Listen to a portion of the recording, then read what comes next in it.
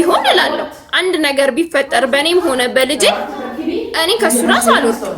ሪያሊቲው ማለት ነው። ሶ የመጀመሪያ ሰዓት ዩቲዩብ ቪዲዮ ሰርቼ ሁሉም የሱ እንትን ነው የሚመስሉት፣ ይሳደባሉ ምናምን ነገር። ኢትስ ኦኬ ችግር የለውም። እኔ እኮ በሰው አይደለም የምኖረው በእግዚአብሔር ነው። ከዛም በኋላ ደግሞ እሱ ራሱ በሚለቃቸው ቪዲዮ ዲቦራ ይባል። ከዛ ደግሞ መቼ ነው ሰሞኑን ደግሞ የሆነች ልጅና አባት ምናምን እዚህ እንትን ያልሹ አለ መሰለኝ። በሱ ደግሞ ቁጥ ለኔ እንትን የተባለ ነው የሚመስለው ማለት ነው ሲሳደብ ምናምን። ኢትስ ኦኬ ኮሜንት ደግሞ አንብቢ። ዲቦራ እንዲናት አይደለም ሌላ ዩቲዩብ ጋር ምናምን ቀርቶ እዚህ ጋር ራሱ ዲቦራ ክፉ ናት እንዲናት። ክፉም ሆንኩ ምንም እኔ ልጄን ለመጠበቅ የማላደርገው ነገር የለም በአጠቃላይ ማለት ነው። ሲቀጥል ያለው ነገር ምንድነው? ልጄ አጠገብ አልፈልግም፣ እንዲደርስ አልፈልግም። ምክንያቱም እበቀለዋለሁ እያለ እንዲህ ነኝ እያለ እኔ ልጄ አጠገብ ለምን በቀለዋለሁ ያለበት ማስረጃ ካለሽ እኮ በህግ ማሳገድ ትችያለሽ። በቀለዋለሁ ህዝብ ፊት ምንድነው ይሄ? እጨክናለሁ፣ በልጁ እጨክናለሁ፣ እልህ ውስጥ አታስገቡኝ፣ በልጁ እጨክናለሁ ያለበት ማስረጃ አለ ወይም የሰው ምስክር አለ? የሰማ ሰው ከዛ የሰው ምስክር አለ። እዚህ ሰፈር ብትመጪ እያንዳንዱን የሚናገሩት ይነግሩሻል ያለውን ነገር ማለት ነው። እዚህ ጋር ቪዲዮ ደቅኖ ነው የሚመጣው ሲጀመር ከታች ጀምሮ ወደ ቤት ሲመጣ። ከዛም በኋላ ደግሞ ደብቆ ሁላ ነው ቪዲዮ የሚቀርጸው ቤት ውስጥ ማለት ነው። በገዛ ቤቴ ቪዲዮ ደብቆ ምናምን። ከዛ ምንድነው ሐሳብክ? እንደ አብርሽና እንደ ሩታ እንስራ። እኔ እኮ አሻንጉሊት አይደለሁም። በዛ ነው እኔና እሱ ትልቁ እንትናችን ትልቁ ጥላችን እንደ ሩትና እንደ አብርሽ ቪዲዮ እንስራ። እኔ ድራማ መስራበት እኔም እኮ ቅድም ያልኩሽ ይሄንን ነው። ዩቲዩብ ላይ ይሄን ያህል ገንዘብ ይገኛል እና እኔና አንቺ ለሁለት ከሰራን ውጤታማ እንሆናለን አልኳትና አብረን እንስራ አልኳት ነበር። ፍላጎት የለኝም እኔ ከሱ ጋር መስራት ፍላጎቱ የለኝም። ይሄን ደግሞ ግልጽ አድርጌ አይደለም ለሱ ጓደኛው ፊት አስቀምጬ ተወኝ እኔ ከኔ ህይወት ራቅ ብዬ አስረግጬ ነግሬዋለሁ። ለሱ ብቻ አይደለም ከጓደኛው አጠገብ ጓደኛውን አስቀምጬ ነግሬያለሁ። እኔ አልፈልግም ከሱ ጋር መታየትም መገናኘትም አልፈልግም። ይሄ ደግሞ መብት አለኝ።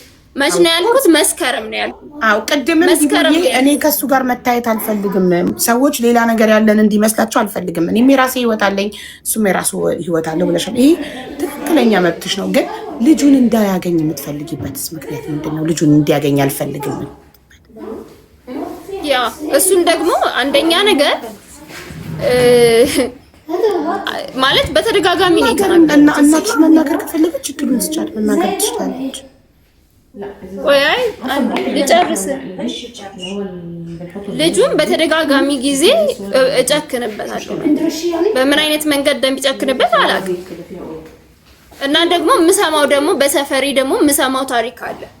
ልጆቻቸውን አሳድገው ደክመው ምን ብለው ሴት ልጆች ካሏቸው ደፍረው ስንት ታሪክ እንሰማለን። ከዛ ባለፈ ደግሞ በቅርብ በካናዳ የተፈጠረውን ደግሞ አይተናል ሰምተናል። ሁለት ልጆቹን አዝናናለሁ ሰላም ነበሩ አዝናናለሁ ብሎ ወሰደ። ከዛ ገደልኳቸው ብሎ ለፖሊስ ደወለ። አው ግን የምንሰማው ታሪክ ሁሉ እኛ ላይ ይደርሳል ብለን የምናስብ ከሆነማ ህይወታችን ይቃወሳል። ማሪ እያንዳንዱ ሰው እኮ የተለያየ ባህሪ ነው ያለው።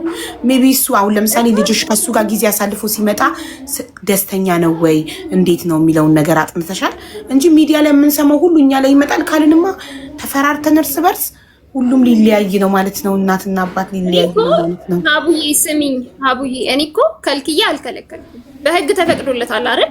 ህግ እኮ እሁድ 4 ሰዓት ወስደ 11 ሰዓት መልስ ተብሏል። ሞክሮ አያውቅም። ሲቀጥል ደግሞ ማለት ነው ሌላ መያዝ ያለብሽ ነገር ከዚህ በፊት ልጁን አርብ ወስደ እሁድ መልስልኝ ብዬ ሰጥቼው ሰኞ ሲወስደው ሆምወርክ ሳያሰራው ልጁ በ2 አመቱ ትምህርት የጀመረ ህፃን ልጅ ምንም እንኳን ሆምወርክ ሳይሰራ ያለው ዕውቀቱ ሁሉ ተዛብቶበት በኔና በሱ አለመስማማት እድገቱ ተዛባ። በብቸኝነቴ በስርዓት አሳድጌው ነበር። እሱ ሲመጣ አይምሮ ተዛባ። ከዛም በኋላ ሆምወርክ አያሰራውም፣ ትምህርት ቤት ያደርሰዋል።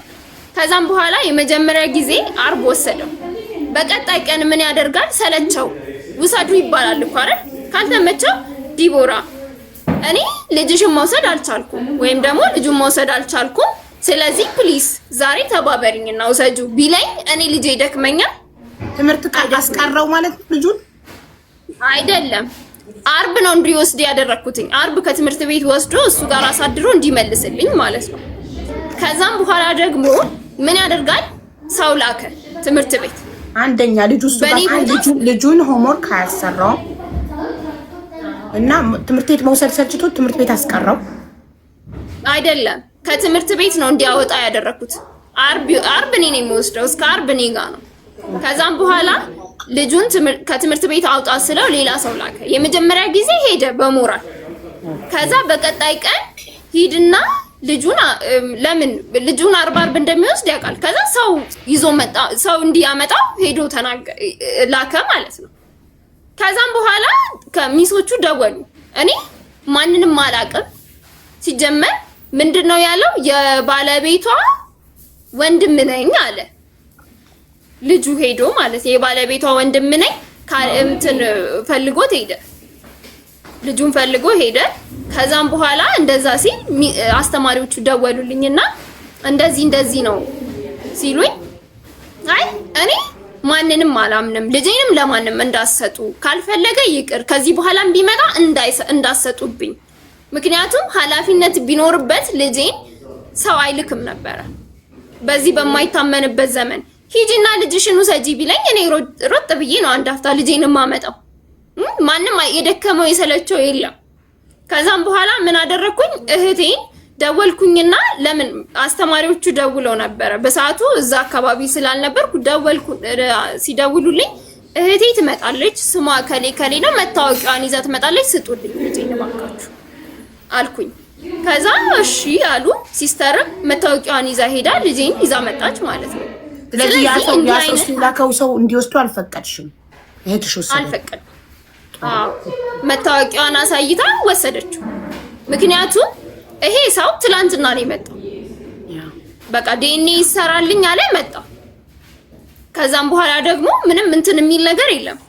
ልጄ ቤተሰቦቼ ያውቁታል። እናቴም አባቴም ብሎ ያደገው በእኛ ቤተሰብ ውስጥ ነው። ስለዚህ ማናት ሲባል አክስቴ ናት አለ። መታወቂያዋን አሳየች፣ ወሰደች፣ አለቀ። ከልጁ ጋር ያለው ነገር ይሄ ነው። ቤት ውስጥም ሲሆን ያው እንዴት እንደሚጠብቀው አላቅም። ልጅሽን ግን አንቺ ከመጣ በኋላ አንቺ ጋር አባትህ ጋር ምን አሳለፍክ፣ እንዴት አረክ ምናምን ስትይው ምንድን ነው የሚል ነገር ይነግረኛል። አነቀኝ፣ እንዲያረገኝ ይለቀኝ። ከዛ ጥሩ የሚያሳልፈው ጊዜ ካለ ይነግረኛል። ግን ደግሞ የሆነ እንደው ተገባኝ ማለት ተላፋኝ፣ ተጫወተኝ ነው አነቀኝ። እንዴት እንዳደረገ ልንገርሽ። መጣና ልጄ እንዲመተናነቅ ሽጉጥ ምናምን እኔ አላሳየሁትም፣ አያውቅም እንደነ ጨዋታ። ከዛም በኋላ መጥቶ እዚህ ጋር ነው እንደዚህ ያዘኝ። እንደዚህ ማለት ጅትቦይ እንዲህ ነው ያነቀኝ። ማን ያሳየ ብዬ ተቆጣሁት። አይ ቢኒያም እኮ እንደዚህ ያደረገኝና አነቀኝ አለኝ። ከዛ እንደውም እራሱ ጋር ደወልኩና እንዴት ልጅ ታንቃለ ብዬ ተሻል አይፈልግም ወይስ ያቅፈዋል ይፈልገዋል? አባቱ ሲያይ ልጅሽ በግድ ነው የለመደው። ምክንያቱም ህፃን ልጅ ብስኩት፣ ከረሜላ ምናምን ወይ ደግሞ የሚፈልገውን ነገር አደርግልሃለሁ ካልሽው እሺ ነው የሚለው ነው አይደለም? በቤት ሲመጣ ነው እየሮጠ ያቅፈዋል ወይስ እምቢ ይላል? እሱ ጋር ሄድ ሲባል ልጅሽ አባቱ ጋር ሄድ ሲባል እየሮጠ ሄዶ ያቅፈዋል፣ ደስ ይለዋል ወይስ እምቢ አልፈልግም ይላል? ላይክ ሸሸዋል። አላውቅም። እሱን አሁን እኔ አይደለሁም ማገናኘው፣ እኔ አላገናኘህም ብየዋለሁ። ከእናቴ ጋር ነው የሚገናኘው። እናቴ ናት። ማዘር ትንገረና ማዘር ተናገሪ።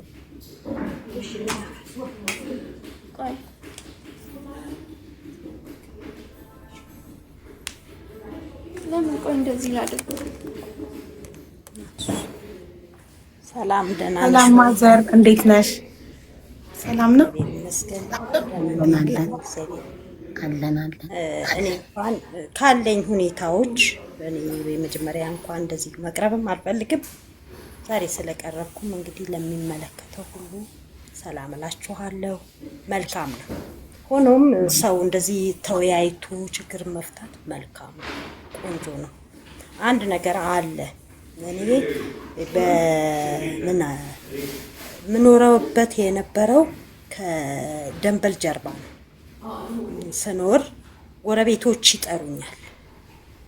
ሲጠሩኝ የሆነ የድሃ ነኝ እባካችሁን እርዱኝ የሚል ፊልም ቢኒያም ለቋል።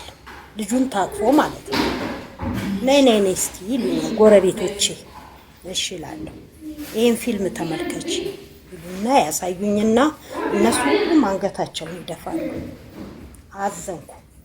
ወዲያው የውሃ ሚዲያ ሄጄ ዲቦራም ቢኒያምም ልጁ እንዳያወጡብኝ መናገር አለብኝ። ሁለተኛ ለምን የልጁ ሞግዚት እኔ ነኝ። በታክሲ ሲሄድ ይሄን ሊታቂዋለሽ የውሃ ሚዲያ የሚዲያ ልጅ ኮንትሮባንድ ልጅ ሌላም እየተወራበት እኔ በመሃል ጭንቅ ለልጁ ልብሱን ሁሉ ቀይራለሁ። አንዳንዴ እስቲ በማይታወቅበት ልብስ ይሁን አንዳንዴም እንደው አቃጥለዋለሁ፣ እናደዳለሁ በጣም እና ይህ ሁሉ ሁኔታዎች በእኔና በህፃኑ ያለፈ ተሻግሬያለሁ። እኔ ቀደም ሲል 2 ልጆች አሳድጌያለሁ። አንዷ ዲቦራ ናት፣ አንዷ ሊያ ናት። 2 ልጅ ሳሳድግ ድምጼ ተሰምቶ አይታወቅም። ግን በዚህ ህፃን ልጅ አንገቴን የምደፋበት ጉዳይ የለም። ሚዲያ ላይ መውጣት እሱስ ዶላሩን ያፍሳል። ይሄ ህፃን ልጅ ግን የዛሬ ህፃን የነገ ታዳጊ ነው። መጨረሻው በዚህ ህይወት ውስጥ ይኖራል። እስቲ አስብ። 2 ቢኒያምና ህፃኑን ለማስተዋወቅ እኔ 17 ቀን ይፈጀብኝ። ህፃኑ ምን ያደርጋል? ማንም ልጅ ላይ ሰው ትልቅ ሰው ሲያገኝ ሄዶ እግሩ ላይ ጥምጥም ይላል። ያሳዝንሻል። ግን ቢኒያምን ለማወቅ ቢኒያም ይመጣል። አባትህ እኮ እኔ እኮ ነኝ ይለዋል። ከምንም ይቺ ጉልበቱን ያጥፍና ሰውነቱን አቀማመጡን መሀል ያደርግና ወደ ግድግዳው ነው የሚሸሸው። ይሄ ልጅ ምን ሆኖ ነው እንዲህ የሚሆነው? እስቲ ቆይ ሁሉ ጊዜ እንዲህ ሲሸሸው አንድ ቀን እስቲ ቆይና ቢኒያም ወተት ይግዛልህ ብዬ ሄድኩኝ ወደ ቢኒያም መንገድ። ሲሄድ 3 ሆነው እየመጡ እስቲ ዛሬ ስጋ ግዛለት ቢኒያም ምናምን አልኩት። እሺ ብሎ ግማሽ ኪሎ ስጋ የተፈጨ ጎድንም እንደዚህ ወደ 800 ብር አወጣ። ልጁ ግን በዛው ልክ ራሱ ቢኒያም ተሸክሞት ልጁ እያለቀሰ እንባውን ያንጠባጥባል። ቢኒያም ጭንቅላት ላይ ንፍጡን ሁሉ ይሄ ልጅ ላይ ግባቡ ነው እንዴ? 17 ቀን ሙሉ ገባሽ ላይ ግባቡ ነው እንዴ ብዬ እቤት መጣ ልጁ። አሁን ቢኒያም እንትን ግዛ አልኩት፣ ሶፍት ግዛ ዋይፕስ ግዛ አልኩት፣ ገዛ። እኔ የቢኒያምን ጭንቅላት አጸዳሁት። በቃ ጓደኞች እንዳያዩ ሂድ፣ በዚሁ ከነሱ ጋር ተመለስ።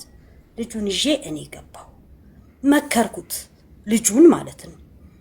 እና ግን ከዛ በፊት ያጠፋው ጥፋት ቢኒያም ምንድነው? እሱ ልክ የመጀመሪያ ቀን አንድ ላይ መጣ አይደለም እንዴ? በጋረድኩ አለ። ማሚ በጉን ተመልከች አለኝ። አይ እኔ እኮ በጉን መመልከቱስ ልመልከት ምንም ማለት አይደለም። ግን እኮ እኔ ይቅርታ ያልኩ እዛው ሚዲያ ላይ ነው። ሚዲያ ብትቀርልኝ ነው ለኔ ሐሳቤ። በግም ሳታመጣ ሚዲያ ምን ነው ብትቀርልኝ ነው አላማይ። ለምን ነገር ተከትሎ እንደሚመጣ ይገባኛል። ቢኒያም ሽማግሌ አምጣ ሲባል አንድ ሽማግሌ አላመጣም፣ ጓደኛው ይዞ መጣ። ጓደኛው ደግሞ ዝም ብሎ ቲክቶክ ሰራተኛ። እኛ እኮ እዚህ ቢኒያምን እያስመከር ነው በእውነተኛ መንገድ፣ በእውነተኛው ጉዞ፣ በእውነተኛ ህይወት ሄደው እውነትም እርግጥ ነው እሷም የራሷ አላማ የራሷ ጓደኛ ቢኖራትም እሱም የራሱ ጓደኛ የሷ አላማ ቢኖረው አይደል እንዴ? ይሄ ህፃን ተጨንቆና ተሰድቦ ማደግ የለበት። ሞግዚቷ በ8 ወሩ በህግ ነው የሰጠችኝ። አልሰጥ ብላኝ አንቺ ተማሪ ሩልሽ ወደ ትምህርት መሆን አለበት። ዲግሪ ብታጪ ዲፕሎምሽን እንኳን ያዥ እና እኔ እናት ሆኜ እያለሁ ይሄው በእናትነት ዲግሪ ይዤ የለ ማስተርንም ባገኝ እማር ነበር። ህፃኑ ተወልዶ በ3 ወር ለማስተርነት ጓደኞቼ ሲሄዱ ጎንደር ዩኒቨርሲቲ ዲግሪ ተማሪን ጨርሻለሁ። ለማስተርነት ምን ነበረብኝ እና አራስ ትቼ እንዴት ሄዳለሁ? ግራ ተጋባው እና ቆይ ለማንኛውም ልጄ ትበልጥብኛለች፣ ህፃኑም ይበልጥብኛል እና አንድ ቀን ድል አገኛለሁ በማለት ማስተሬን ትቼ ልጄን በስርዓት ይዤ ያው እሷም ቢሆን ወደኋላ አላለችም።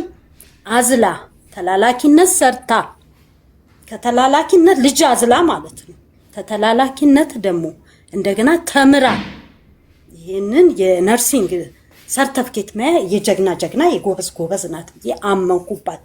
በልጄ ደስ እያለኝ ነው ያለሁት። በተወለደውም ህፃን ወደኋላ ልመልስሽና ቢኒያም የሚያስተምረው ከኔ 200 እርምጃ ወይም 200 ሜትር ማለት እኮ 200 እርምጃ አባት ነው ብዬ ሄጄ አልጠየኩትም። ለምን መጥቶ አምኗል እንጂ አልካደም። ይሄ የክህደት ልጅ ይሄ በዲኤንኤ የታመነ እንዲባልም አልፈልግም። አባት ነው ብዬ ዞር ብዬ አልጠየኩትም። ቀድሞም መጥቶ አልካደም።